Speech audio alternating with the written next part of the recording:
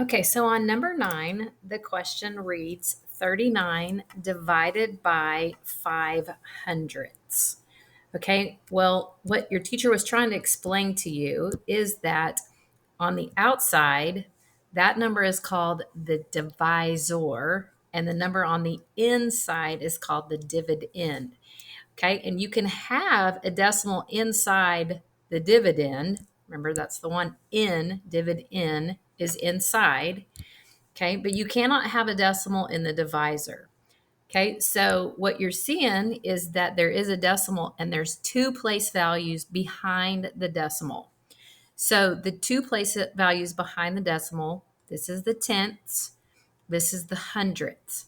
So what you're really doing is you're going to whatever you do on the outside of the, I like to call it a house, okay? Whatever you do on the outside of the house, you have to also do on the inside of the house. So we know that 39 appears to not have a decimal, but it does. It's right behind the 9. Let's see if I can get it drawn. Okay. So if what we do is when we multiply by 10, you're moving the decimal place value. So when you multiply by 10, you're moving it 1. And now we multiply it by 10 again, you're multiplying it to 2 places. So really what you're doing is you're just moving that decimal until you get to this house. Think of this house as a front door. So how many place values did I have to move it over? Okay.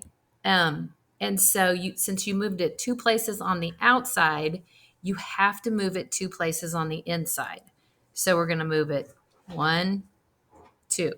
Okay. And then we put the decimal there and then we add our zeros. All right. Now, basically to make it a little cleaner for you, let's just get rid of this and see what it really looks like because the zeros have no value now. Okay. They're just kind of placeholders there. So once we move that decimal, I'm going to go ahead and move that decimal up on top for my quotient, my answer. Okay, so then I'm going to ask myself, does 5 go into 3? No. You can put a little X there. You can just leave it a 0 or nothing. Does 5 go into 39? Yes, it goes 7 times. Okay, so we're going to bring down that 0. Okay, so we have 40. 5 goes into 40 how many times? It goes 8 times. So we're going to subtract that out. And we still have this 1 0 to bring. So we're going to bring it down. How many times does 5 go into 0? 5 goes into 0, 0 times.